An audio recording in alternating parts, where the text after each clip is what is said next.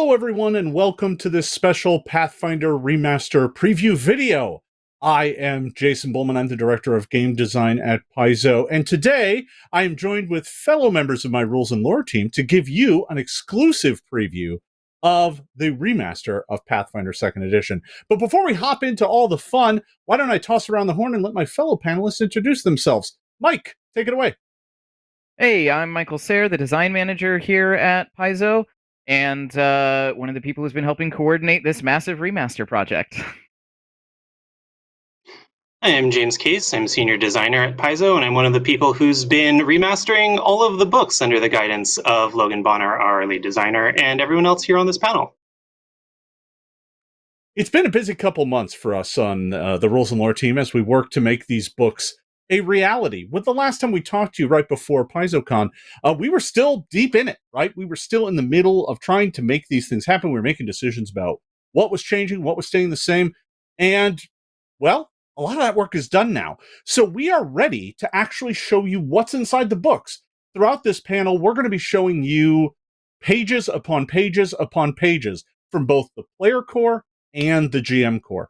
But before we hop into showing you what the new books look like, I want to talk a little bit about what these books are. First of all, the player core has everything that a player is going to need to play Pathfinder 2nd Edition. It includes 8 classes, all the ancestries, all the rules for combat spells, equipment, skills, feats, everything that a player needs. That book is going to come out this November. And we are excited to release it at the same time as the GM core. Now, this book provides GMs with everything they need to run the game. It has magic items. It has encounter rules. It has, subsystems and variant systems. We're going to be going through all of that here in a bit. But I did want to tell you about the various different types of these books that you can get. Obviously, there's the standard edition that'll be releasing in November, and that'll be releasing alongside the special edition, which is a leatherette cover book. It's very nice. And it's going to be releasing at the same time as the retailer exclusive edition. Many of you have seen this at this point in time. It's got the nice sketch cover. That's going to be available exclusively at game stores. Now, all of those come out in November of this year.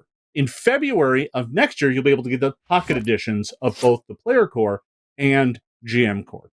So, one thing that I think we want to stress and we want to show off is how we remastered these books. That's what this panel is kind of all about, is taking a look at the inside of these books, showing you what we've improved, what we've streamlined, how we've fixed navigation. So I want to show you 2 spreads here that are emblematic of the sort of work that we've done.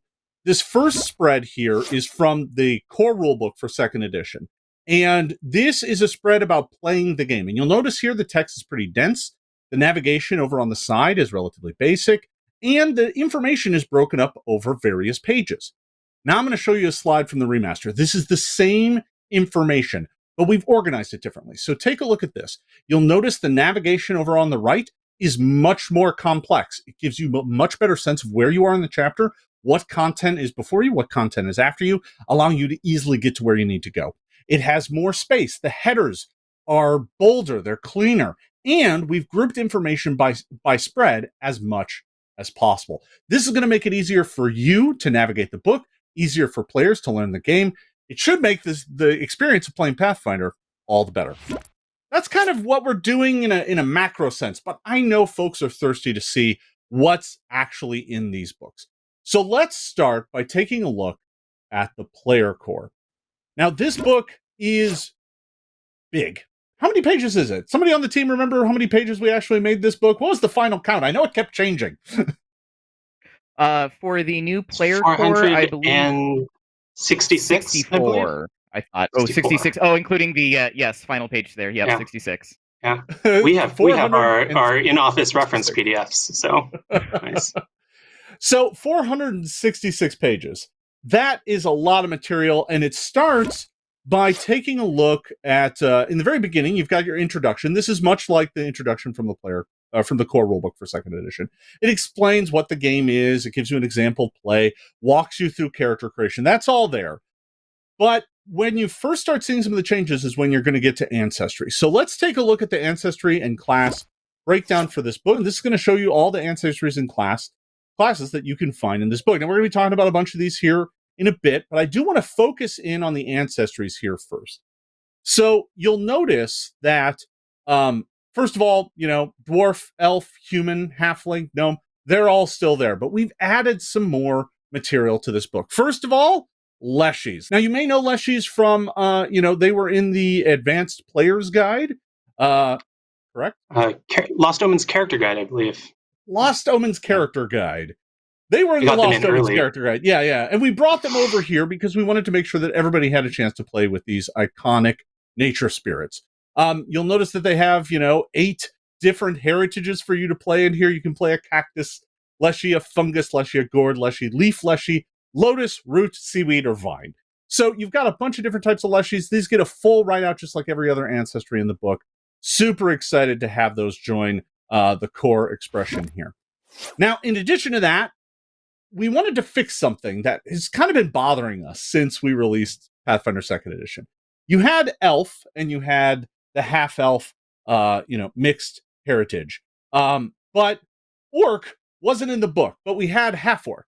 So we wanted to fix that. So orc is now a part of the core expression of the game, right there in the front, right there in the beginning. And naturally, with this being the orc license, I think we decided to be a bit cheeky and include the orc in here as well. But you get the orc, you get the full orc ancestry. I don't know, folks, do you guys have anything you want to add about the orc? I know we did a lot of kind of changes and mixes to some of the orc content. Anybody want to add to that? I did a bit of work on the orcs there. A lot of it was brushing them up a bit. Originally, when the orcs appeared, they came after half orcs. So a lot of the orc material was in a completely different book than the orc ancestry. Well, we've resolved that. We've packaged it all together. So if you want to build a cool orc character and be able to see kind of the full breadth of what that ancestry can give you, it's all located in one place. While we were in there, we also brushed up a few feats, took a feat that was maybe not entirely satisfying, made it a little bit lower level and a little spicier in a way that I think people will appreciate. And all in all, you didn't lose anything. You're still going to have all the fun stuff you had with your orcs characters prior to the remaster, but you'll find that using the books to make an orc and playing an orc are all going to be a much more satisfying experience now here with the remastered content. And that's kind of a theme you'll see in a lot of places in the remaster is that, when we first started making these books, we weren't necessarily sure what people were going to latch onto. We weren't necessarily sure what we were going to do years and years into the future. But now kind of going back with that benefit, we can have all of your orc information in one place where it makes sense, where you can just kind of your one-stop shop to go. And you'll see that with a lot of other changes in the remaster as well. I'm super excited about it. What I'm really, really excited for people to get a chance to play around with is the Nephilim. This is kind of a new thing. We kind of came up with a way to kind of unify, frankly, what were a bunch of very similar concepts that weren't all, that each had their own different explanation. And it kind of was both, at the same time, gave us a bunch of different opportunities, but it also limited us in a lot of ways. So the Nephilim is a solution to that. And what Nephilim are at their core is it's a versatile heritage that mixes your ancestry with that of a creature from beyond the realms of the universe. Now, I know some of the folks here in my panel had a lot to do with the Nephilim, so I'm going to toss it over to them to actually walk us through what making a Nephilim would be like. So the Nephilim is, I believe, the correct pronunciation as I have been instructed by the editing team. I'll get it one of these days. We started, in pre-remaster, we had versatile heritages in the forms of the Aasimar, which were celestial themed, entities, and the Tieflings, which were, fiendish themed entities. And we realized that both of these buckets had a lot of overlap. They all had a feat to get dark vision. They both had a feat to get wings. Yes, and sometimes they didn't have the same feat, but they should have. We have the Azadas, who are wild and chaotic celestial beings who often have the features of animals like foxes and snakes and things like that. But only the bucket for the fiends had the option to give your character a snake tail or fox teeth.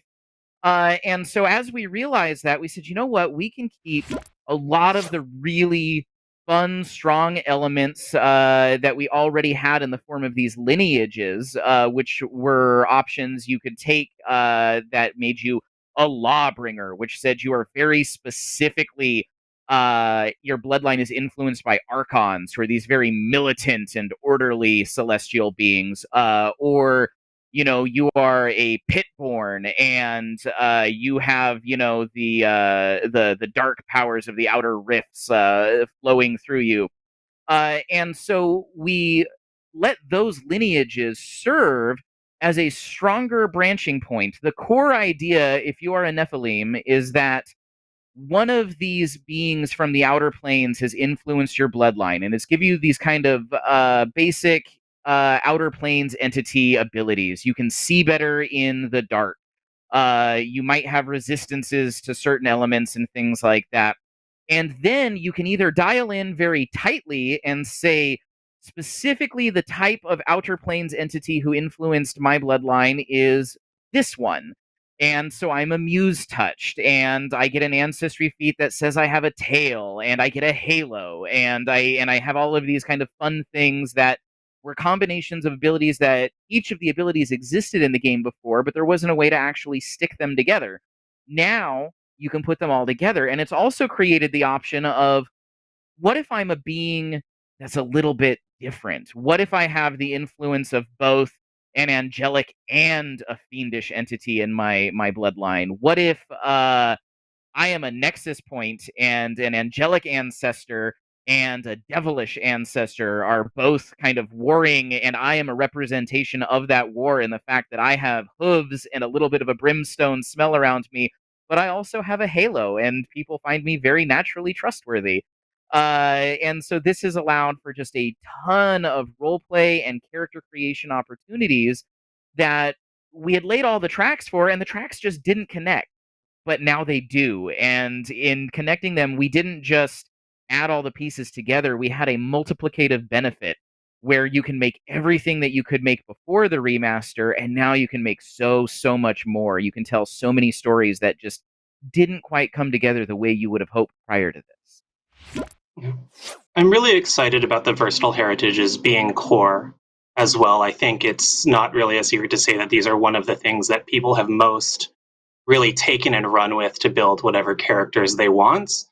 But of course, they weren't there in that first year of our publication. But now that we have the opportunity to kind of go back and put all of the main character building rules forward, playing a versatile heritage is just as key to your character as being an elf for some characters. It's just as important that you're a Nephilim or something like that. So it's really great to have that all in one place. Just so if you're coming in, you're kind of what the tools you have to kind of build your story are just right from the start.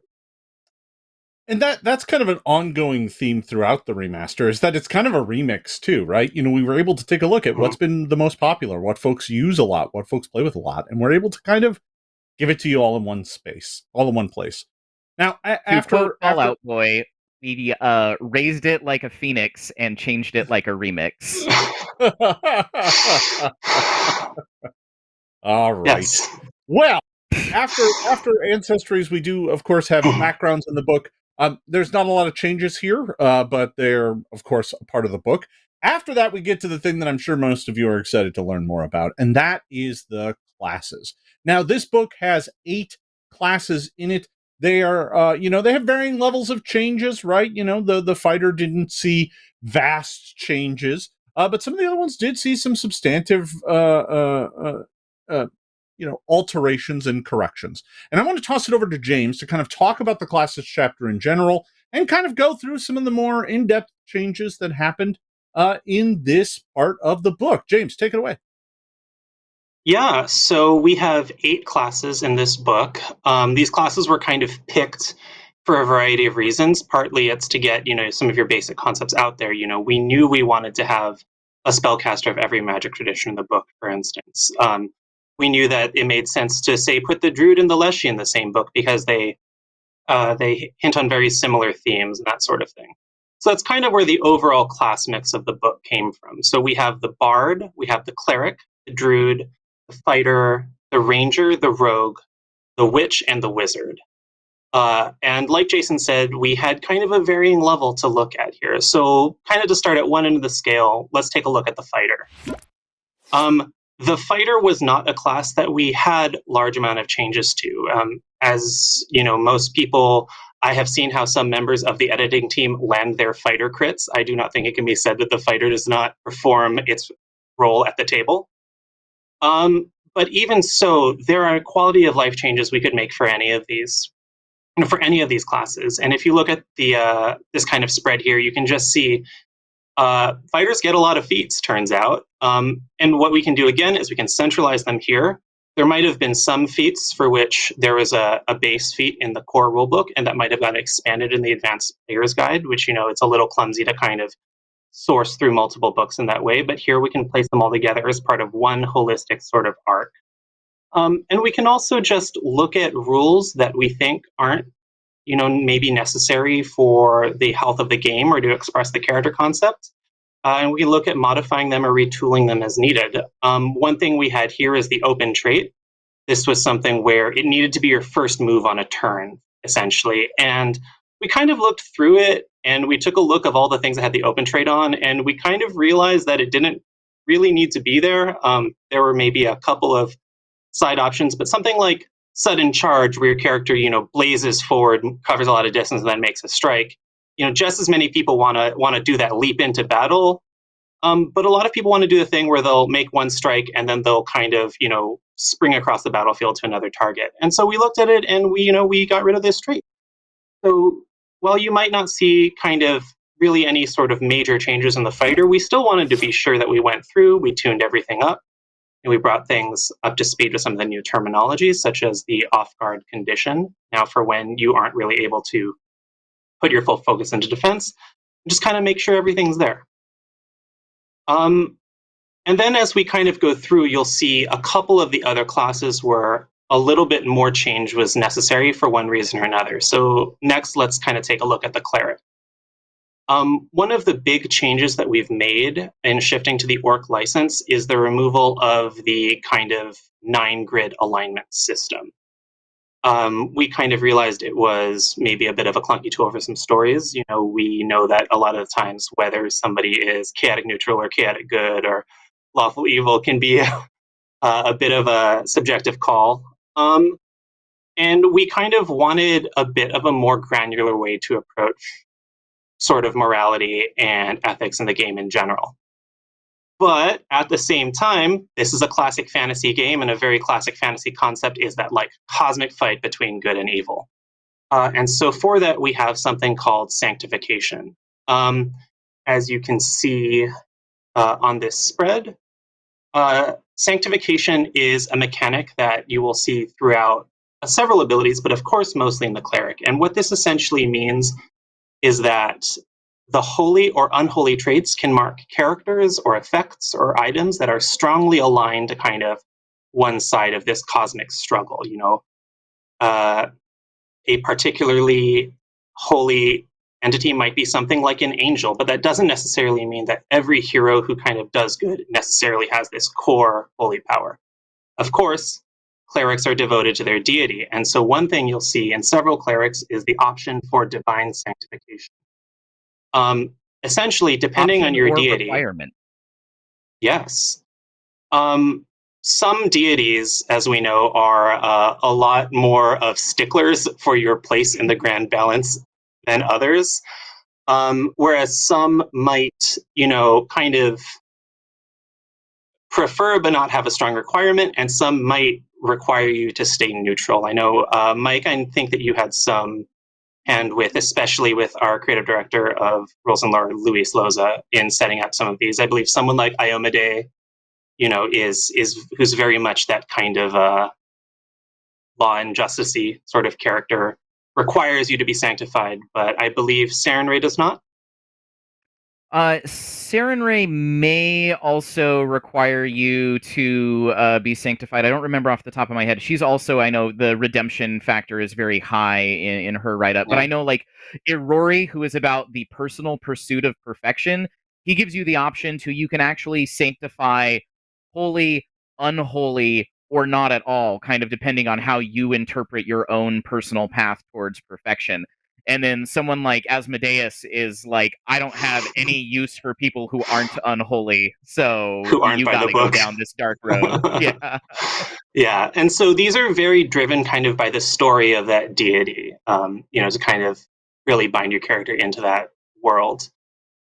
So one of the cool things about this sanctification is that this is not just a trait that you have, but it's a thing that can improve your abilities. We all know the trope of the clerics, holy light kind of scouring away at demons or something similar to that.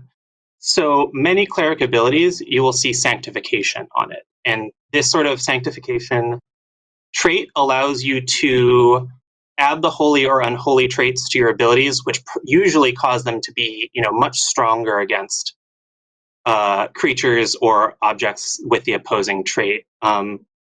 For instance, the cleric has a feat called Divine Castigation that lets you, if you are holy, when you cast your heal spells, those heal spells are holy too.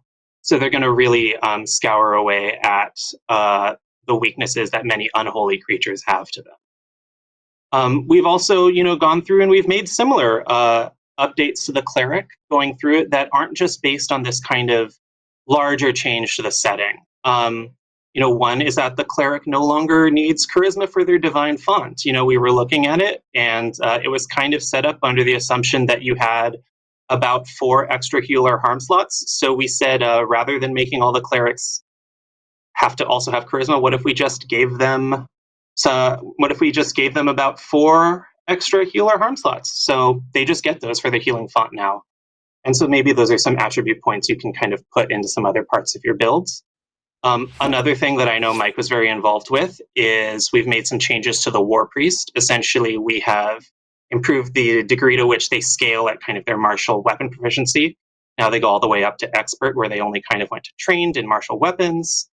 Their armor proficiency also increases as well. And so this is just some quality of life changes we made in as we've kind of been able to see these classes play out in the last couple years of the edition. I just checked, by the way. Saren Ray allows you to be holy, but you don't have to. Allowed. Okay. Yep. That sounds about on brand. Yeah. So with the War Priest, a lot of it was like there were things that we saw a lot of players kind of doing as very regular hacks, right? They were like, oh, my War Priest is so close to getting to heavy armor, but they're not there. And so I've got to go take a champion dedication, or I've got to take the Sentinel archetype. And we're like, well, okay, you're doing that at second level a lot anyways.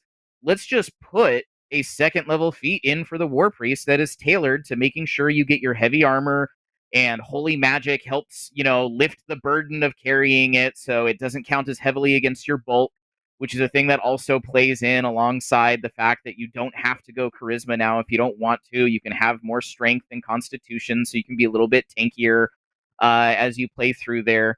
The addition of spirit damage and sanctification has also meant that a lot of feats have either gotten brush ups or have gotten some adds later on that allow you to do more with them.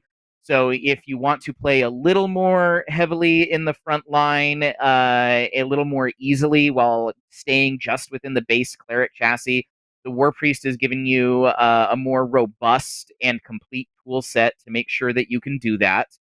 And it's not just the War Priest that got some upgrades, right? The Cloistered Cleric got some fun tools as well to help it fit into this scheme and this updated remaster. So nothing was a major change, right? A lot of the math is still very similar, but what we made is the play experience and the character building experience a lot smoother and a lot more rewarding. Yeah. Well, that's next enough we move about on the to cleric. the Yeah. Well, in many ways, a very opposite to the cleric. We have the witch. Yes. So the witch is kind of our one class from the APG that we decided to put into the core book. Instead, just because of how kind of iconic the concept of a witch is in fiction generally. This has always been a really popular class, but we also know that this has been one of the classes that most has kind of come up as being either a little clunky to build, or it feels like it's a little hard to access that kind of cool flavor of the class. So I would say that probably of all the classes in the core rulebook, the witch is the one where you'll be seeing the greatest degree of kind of changes, tune-ups, and buffs across the board, and just general new content. And that starts with the witch's patrons. So as you can see here, this is a list of, I think, all of the witch's patrons that are coming in this book.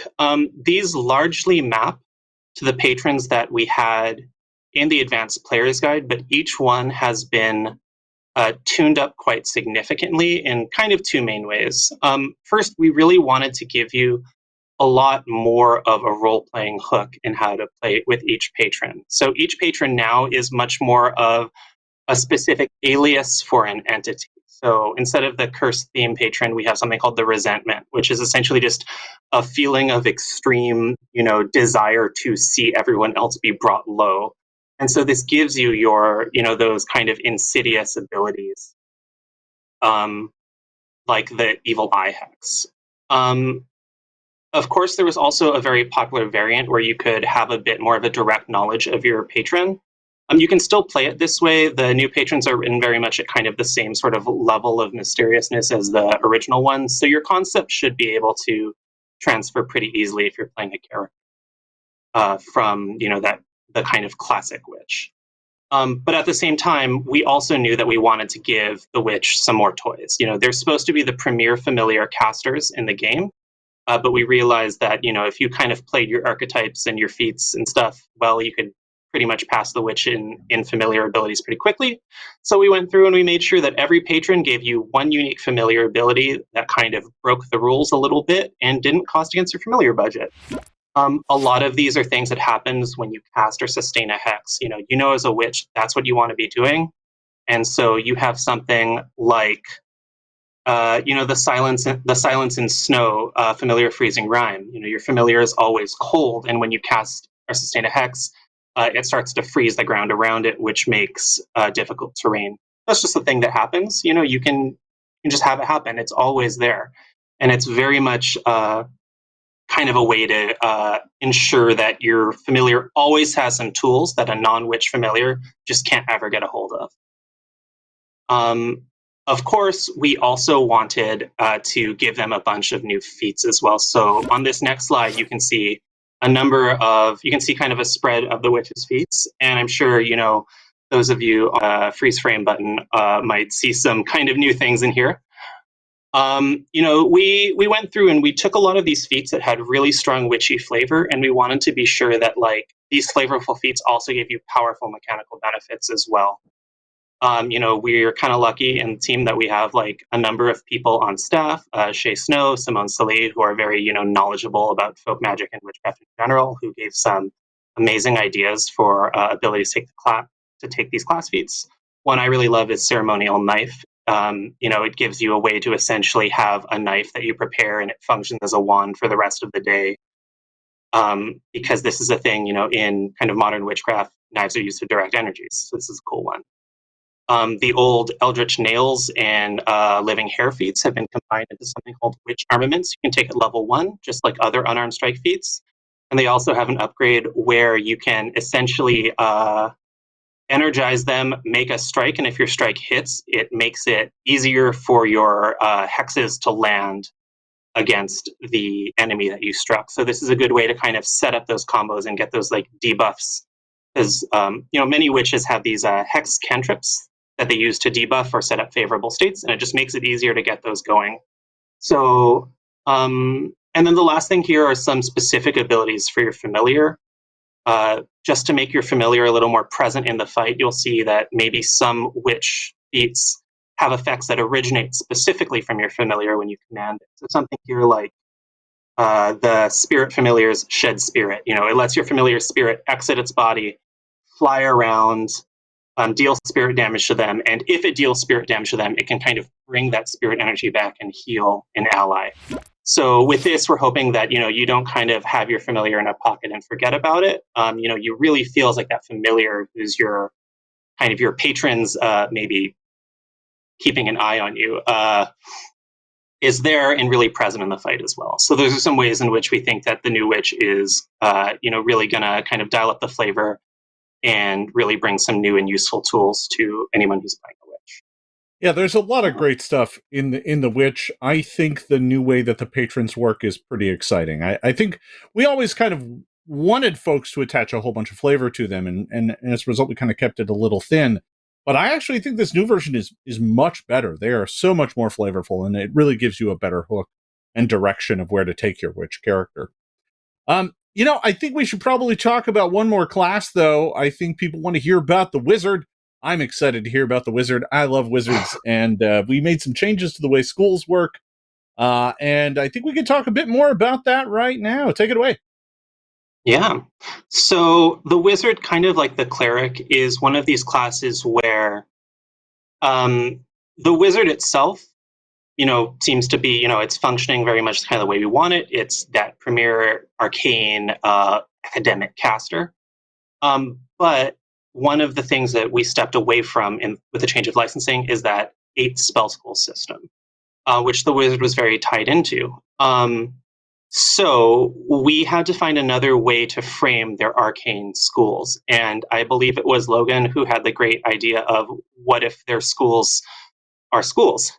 So in the remaster, you will see that Wizards now have arcane schools, and these schools are things like curriculums or institutions where they may have gone to study. We have a couple of different schools here.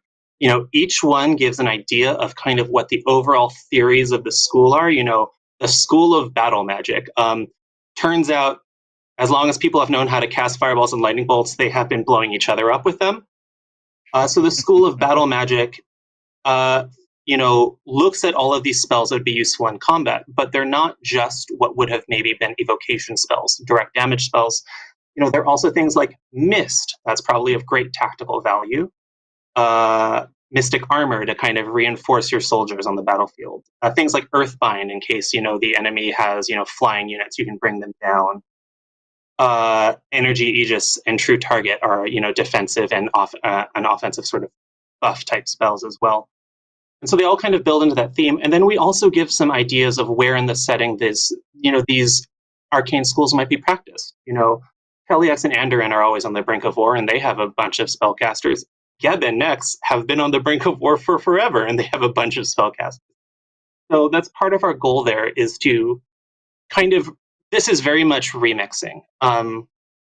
Take sort of the themes of the schools that existed and put them together in ways that kind of make sense.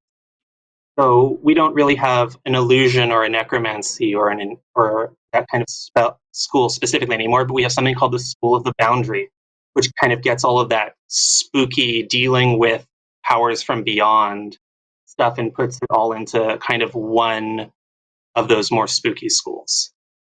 One of the things that I personally really like about this change is that not only does it let us link it to our world a lot more strongly, but this is also a category we can continue to expand as the edition goes on. The classic 8 spell schools was cool, but there were also at just like the level of the rules of the game, there were only ever going to be 8 of them. And now what happens is we can keep adding them as it makes sense, in the thing. I keep joking that I really want to introduce a goblin school of pyromancy that like just the entire thing is like fire spells and like maybe some spells about like dogs and horses and pickles or something. I'll have to see if we have a pickling spell. But maybe that like sea dragon brine spell or something. But to that point, especially as we have lines like the Lost Omens line that really get deep into the culture and the magic of any given area, I'm really excited about this ability to kind of make a thematic school that really gets the magic practices of that together. I think I'll go over one that's not on this spread just because I like it a lot, which is the School of Protean Form. This is the one where most people think of magic as taking place in the mind, and you don't need the body. And the School of Protean Form is like those two things are connected. You might have learned this in someplace like Kintargo's Alabaster Academy or the Flesh Forges, but this is your biological manipulation school of magic. You get things like Gouging Claw. You get things like Tanglevine because you're manipulating plant life.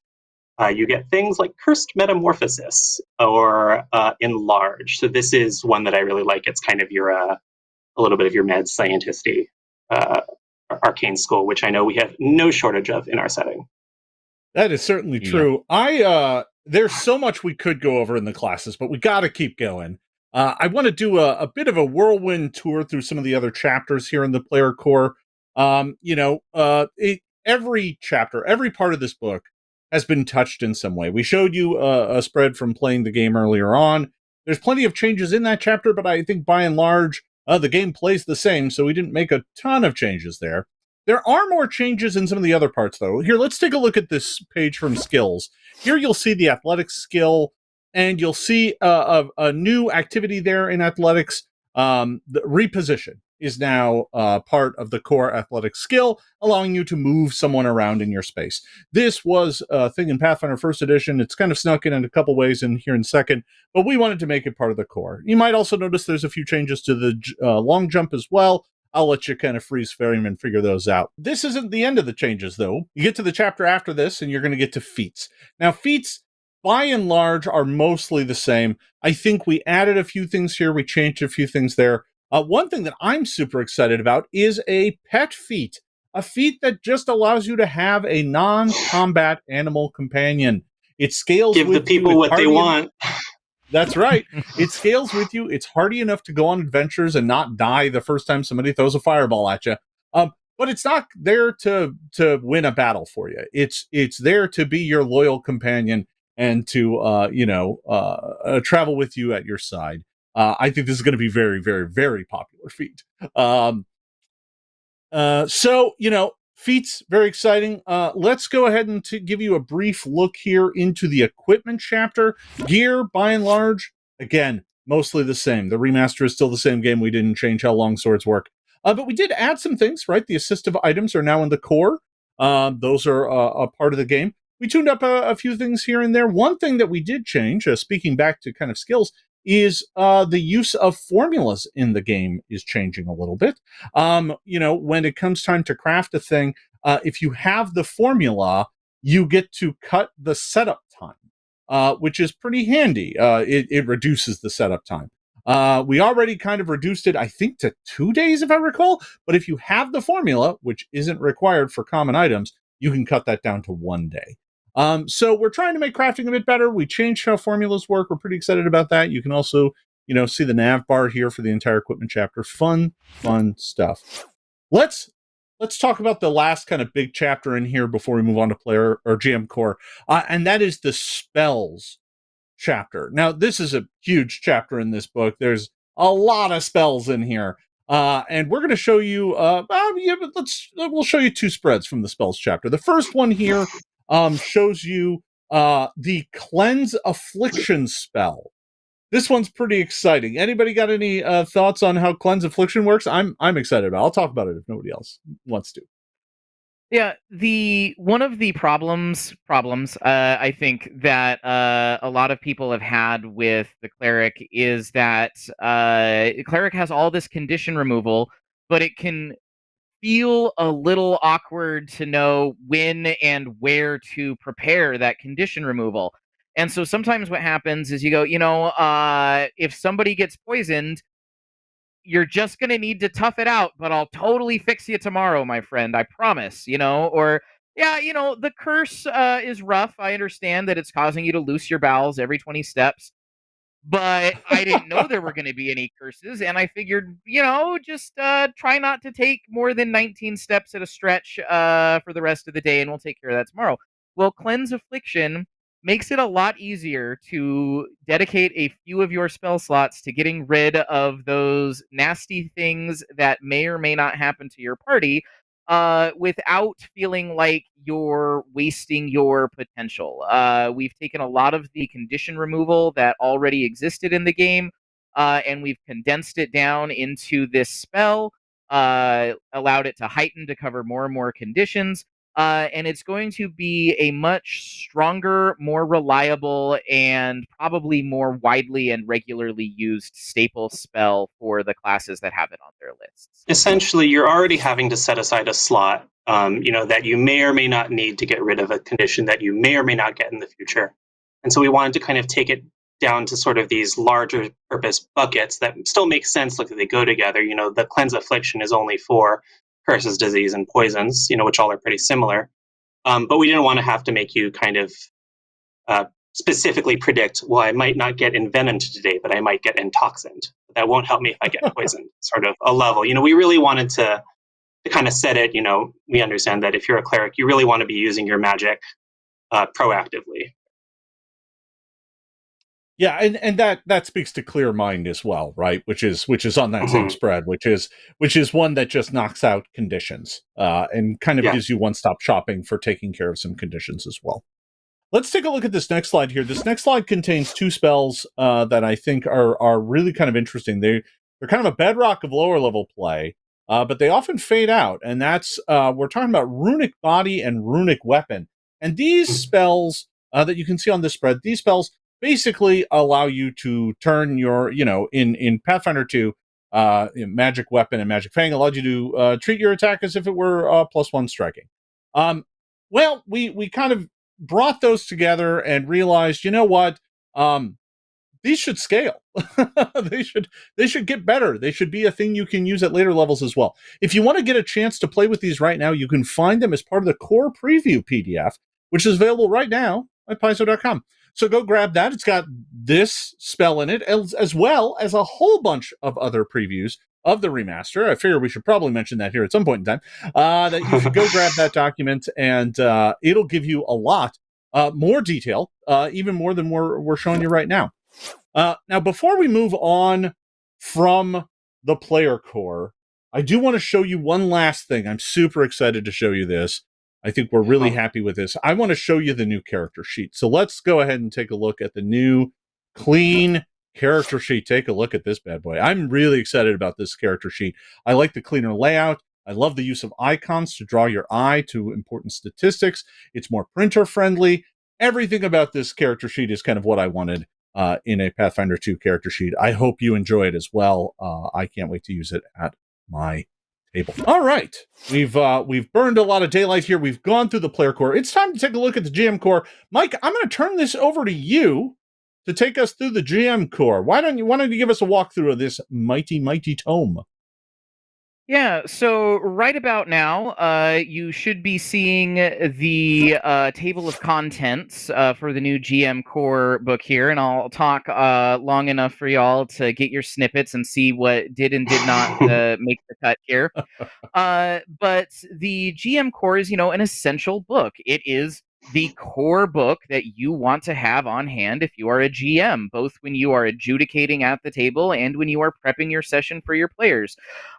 So we did a lot of reorganizing and relaying out of the content that had appeared in the Game Mastery Guide and some content that had originally been in the core rulebook. We consolidated it all here to give GMs this friendly, effective, source of one-stop shopping for all their gaming needs. And in some cases, that meant that we needed to dial in a little bit more tightly. Not every single piece of content that was in the Game Mastery Guide appears in this book, but we got all of the essentials and also a nice layer of spice on top of that to make this what it really needed to be to create that core experience.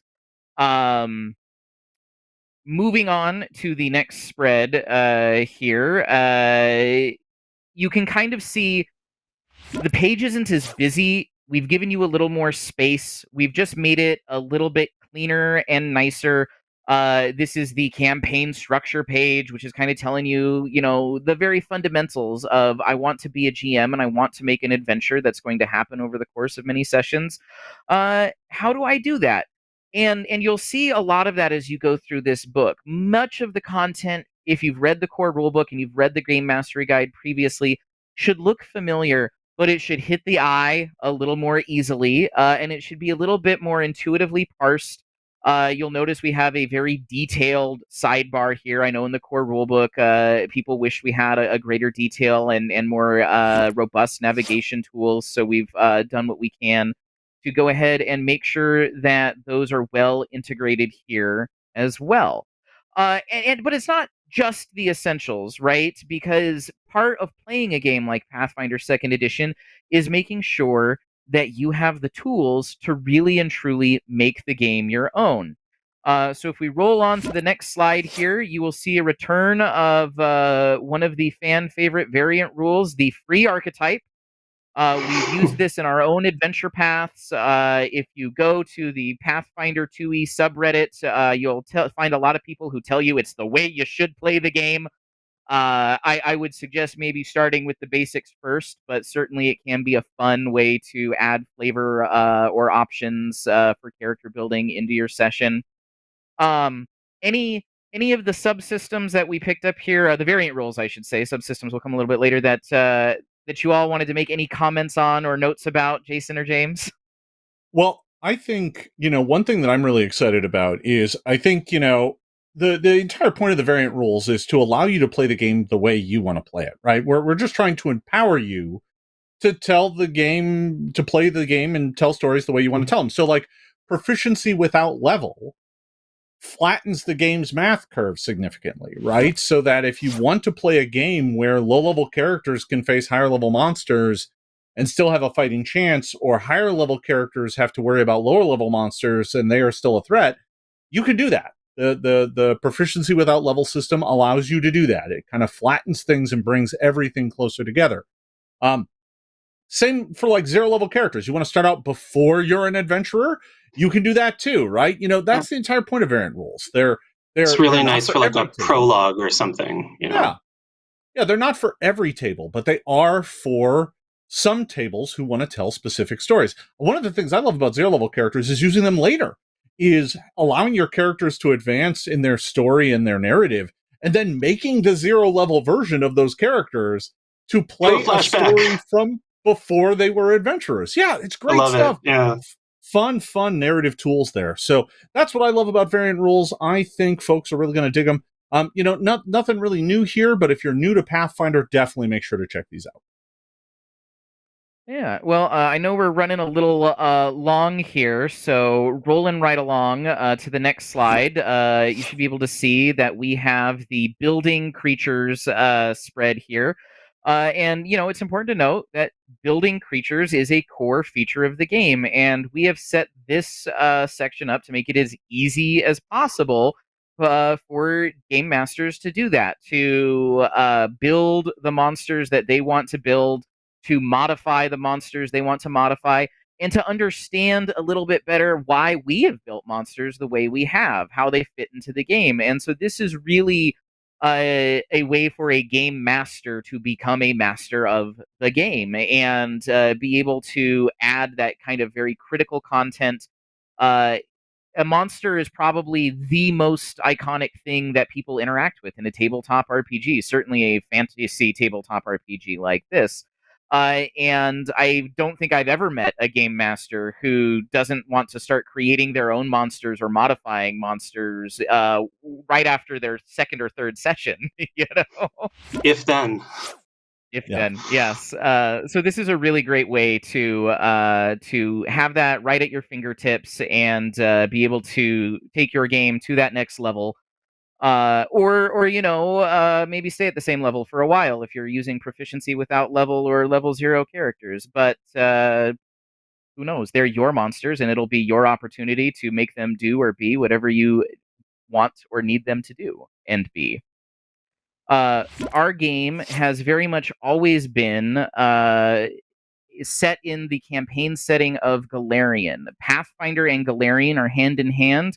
They're almost inextricable. That's not to say that you can't use Pathfinder 2nd Edition to play in your own world, homebrew your own adventures. You absolutely can.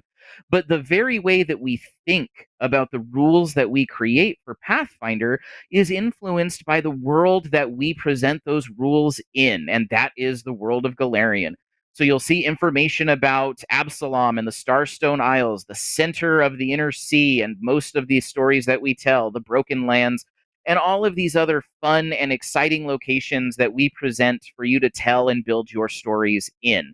These can also serve as great kind of jumping off points to building your own world. Speaking of where to go next, subsystems, all of the fun little ways that you can adjust and change your game.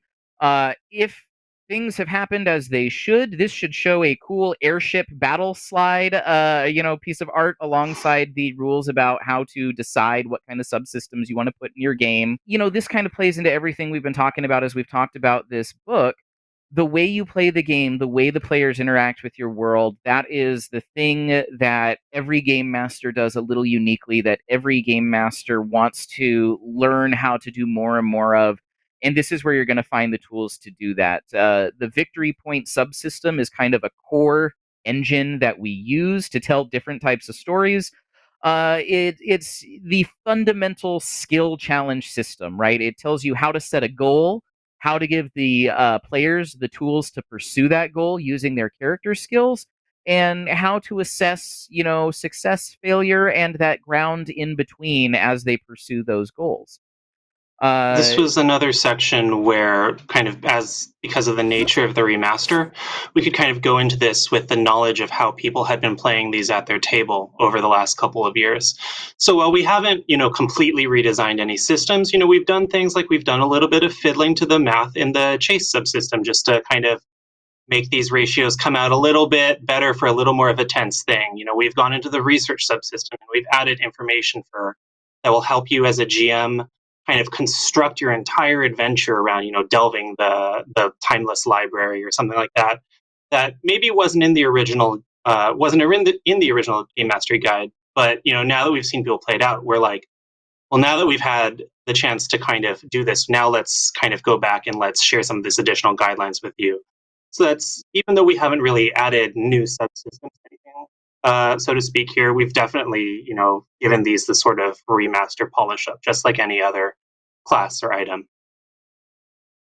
Yeah, absolutely. I know the chase system in particular, Logan did a lot of work on reevaluating and retooling the math there, because we found that sometimes it created an unfortunate experience for the party when you had the dwarf fighter who maybe didn't have a lot of intelligence and thus had some pretty limited skills, and people would be like, just stand over there, Bobo. We don't want you being. You're not helping. You're not helping. Now the chase system kind of encourages everybody to help and be a part of it, and you don't feel like maybe you shouldn't have been here at all if you weren't a skillsy enough character to participate in it. We want everyone to be similar, engaged. yes, My poor dwarf. And similarly, James Case and I have been talking about the research subsystem for a long time, and James himself got a lot of fun experience with that subsystem in his secret adventure for Dark Archives. Now not secret adventure, yeah. It's a good example of where we can kind of bring that forward. Yeah, absolutely.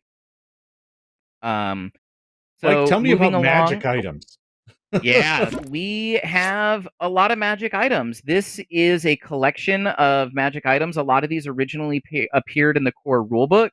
Now but they weren't necessarily targeted at the players so much, right? The player wasn't really the one who would make the decision that one of these magic items was going to go in the game. It was reliant upon the GM to put them in the game or tell the players that they were there, and things like that. And so we've put all those tools in the same place the GM is going to be looking for all of their other tools. They're right here. They're ready to go. And, if you look at the slide, you'll see there are some classics here. The flying broomstick. We really took some inspiration from Treasure Vault in the layout here. It was a very successful, fun book that added a ton of items to the game.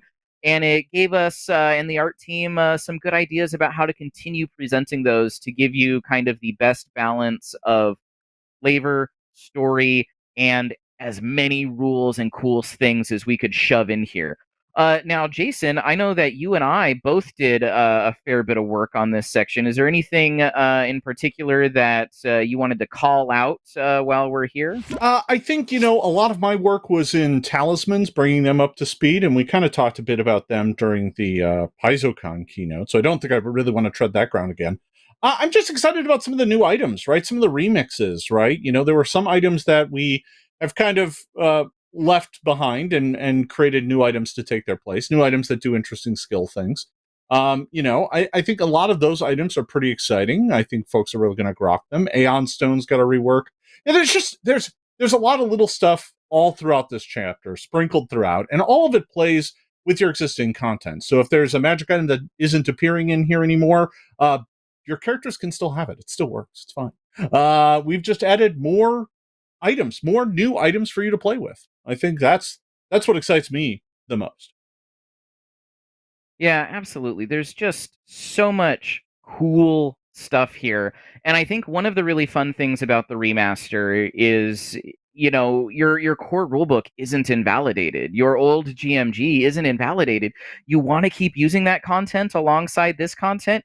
You absolutely can and should, right? Every step along the way here, our goal has been to ensure that the game continues to grow. And while there are certainly some fixes and adjustments we've made in here, and if there's an item in the older rules that has the same name here, we'll probably do some errata drops or something, and we strongly encourage you to use the new version. If there's something from the old version that doesn't appear in here, you should use it. And if you're still leaning a little heavily on your core rulebook, you haven't bought the player cores yet, but you still want the GM core, mix and match to your heart's content. These are tools. They are for you to make the world and the gaming experience that you want. Before we let you go, I'm going to show you a little bit, something extra as well. We've got Glimpse some of fun the things to future. show off. That's right. We're going to look further ahead. So coming next year, March 2024, is the Monster Core. And I want to show you a bunch of art from Monster Core. Here, you can see a Bogwid. This is a first edition monster that we're converting and adding to the Monster Core. You can see the new art for the Dragon Turtle. You can see a Halfling Fighter, because we're adding some of the core ancestries to the Monster Core. So you've got some stat blocks to use for those as well. And we've got a homunculus in here. That's the new adorable homunculus sketch. We're really excited for that. But I'm not done yet. I want to show you something a little special. This is the cover sketch for the Monster Core. That's right. Here you can see an adamantine dragon diving down from the sky with an erupting volcano in the background, on a bunch of trolls and some fleeing fungus leshy. We are really excited to see this final piece of art. We don't even have it yet, but we wanted to show the sketch to you right now. That is coming March 2024. You will be able to get the standard edition, the special edition, and the retailer exclusive edition in March. The pocket edition will come a little later. Finally, coming next year, July 2024, will be the Player Core 2. Here we've got a lineup. I want to show you this lineup of all of the characters that are in Player Core 2. Obviously, you've got your alchemist, your barbarian, your champion, your investigator, your monk, your oracle, your sorcerer, and your swashbuckler. Of course, Player Core 2 is also going to bring a whole bunch of additional ancestries to the game, like the Catfolk, the Gnoll, Hobgoblin, Kobold, Lizardfolk, Ratfolk, Tengu, and the Tripkey, which are our frog people. So we're super excited about that. Player Core 2 releases in July of next year, July 2024. You'll be able to pick up the standard edition, the special edition, and the retailer exclusive edition, then with the pocket edition coming a few months later. Folks, that's all I have here for today. Does anybody else have anything else? Or I think we're good. I think that's enough spoilers for one panel. I tried to get Jason to let us show you the sketch for the Player Core 2 cover. He said we had to save it for later, but it's really good. Shh.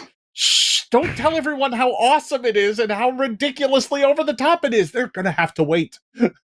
All right, yeah, folks. I got to write that art order and send it to Wayne, and I both had no chill and no one in the room to stop me. So. Stopped me. we one of these days we will learn our lesson, but it is not this day. All right, folks. That's all I have for today. I want to thank my panelists for joining us here on this discussion. I want to thank you for watching, and thank you very much for playing Pathfinder. Take care out there. We'll see you next time.